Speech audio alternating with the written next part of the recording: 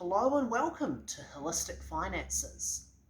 Here, what I do is I teach people like you how to manage your finances holistically.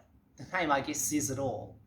So what that looks like is that I offer coaching, workshops, and video courses to teach you these skills, to get your mindset going down this holistic route.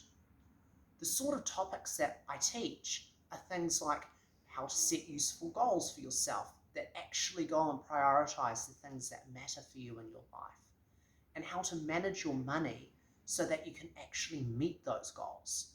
So everything from budgeting to saving to investment, goal setting, insurance, you name it, all of those fit into an overall holistic picture for your life.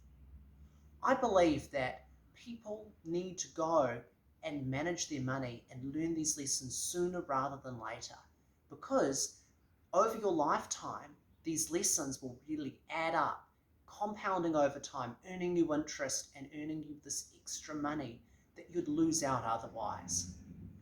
I'm actually really sad that in New Zealand, we don't have much in the way of financial literacy for people. There's not many people that come out of university or come out of school with this knowledge. So I want to fill in that gap and teach you this knowledge to help build you up so that you can live your very best life.